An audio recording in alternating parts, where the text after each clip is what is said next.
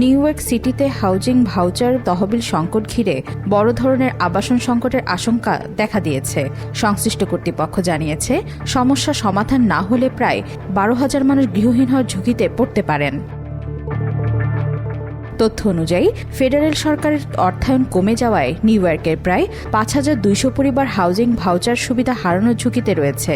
এতে সরাসরি প্রভাব পড়েছে শিশু ও পরিবারের সদস্যসহ মোট 12,000-এর বেশি মানুষের ওপর। আবাসন অধিকার কর্মীরা বলছেন, যারা সবচেয়ে ঝুঁকিতে রয়েছে তারা এই সহায়তার উপর নির্ভরশীল। ভাউচার প্রোগ্রামটি বহু নিম্ন আয়ের পরিবারের জন্য জীবনরেখার মতো কাজ করেছিল, যা বন্ধ হয়ে গেলে অনেকেই বাসস্থান হারাতে পারেন। তবে নিউ ইয়র্ক সিটি প্রশাসন জানিয়েছেন, পরিস্থিতি মোকাবেলায় বিভিন্ন বিকল্প পরিকল্পনা বিবেচনা করা হচ্ছে। মেয়র জোহরান মামদানি বলেছেন, আমরা সব ধরনের ব্যবস্থা নিচ্ছি যাতে ফেডারেল পর্যায়ে চাপ থাকা সত্ত্বেও বাসিন্দাদের সহায়তা অব্যাহত রাখা যায়।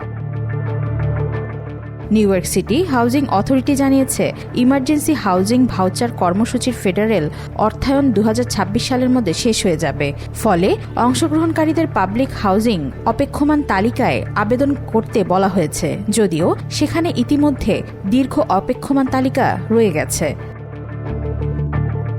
এদিকে ভুক্তভোগী পরিবারগুলো উদ্বেগ প্রকাশ করেছেন। বিশেষজ্ঞরা বলছেন, দ্রুত সমাধান না এলে নিউ ইয়র্কে আবাসন সংকট আরও গভীর আকার ধারণ করতে পারে।